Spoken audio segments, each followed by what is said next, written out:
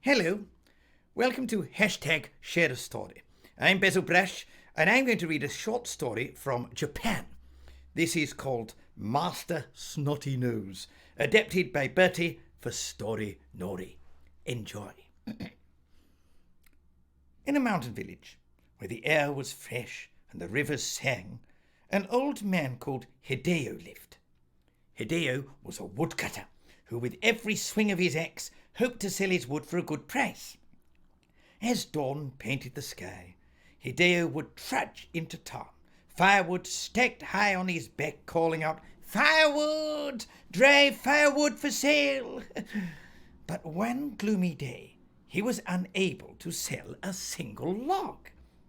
Weary and disheartened, Hideo passed the pond, the weight of his unsold wood pressing on his aged shoulders.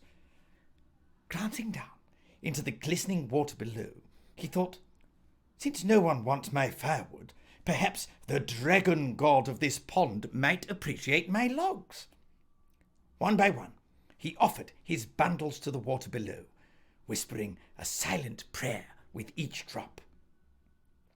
As he prayed, bubbles began to rise, and from the water emerged a lovely woman, cradling a small boy with the most peculiar trait. His nose constantly dripped. With a soft voice, the woman explained, "Hideo, the dragon god, appreciates your kind gift. To thank you, he has sent you this child, whom you must call Master Snotty Nose." Hesitant, Hideo responded, "But I'm a humble man. I can't possibly raise a child." She gently reassured him, "Worry not. All he asks for is a meal of marinated prawns. You must feed him 3 times a day. Don't forget. In return, he'll ensure you lack for nothing."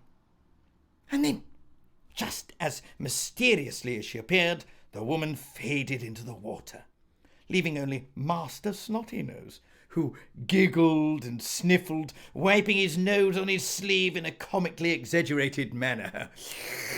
I bet it's a bit like that.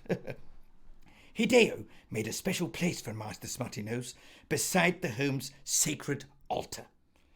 Every day, despite the expense, he went to the market, brought prawns for the hungry child.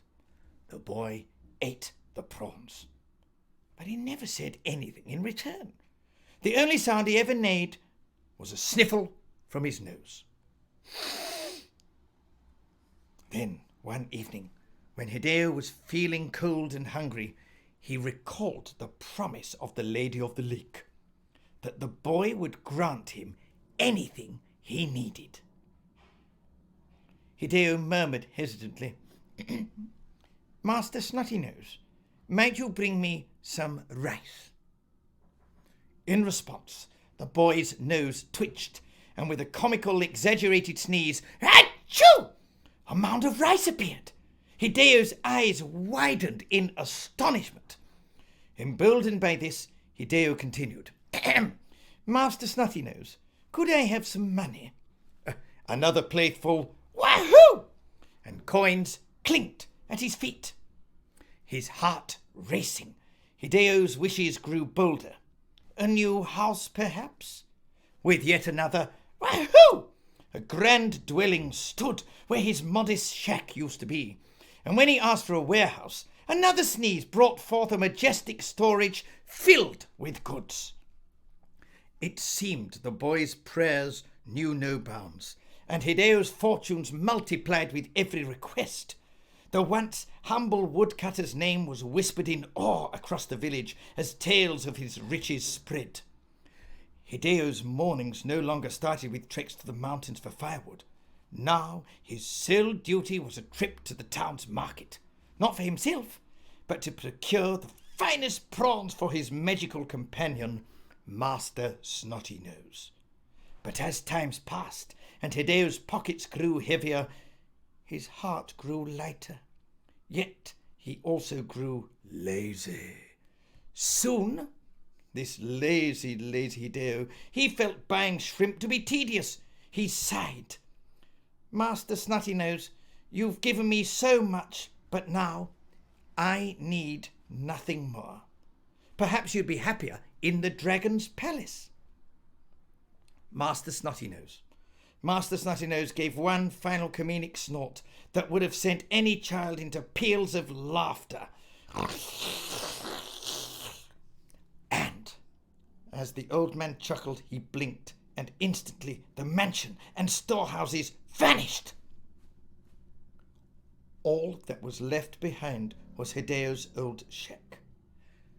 Bewildered, Hideo stepped out, looking for Master Snotty Nose, but all he heard was the distant sniffling sound and the soft murmur of the river.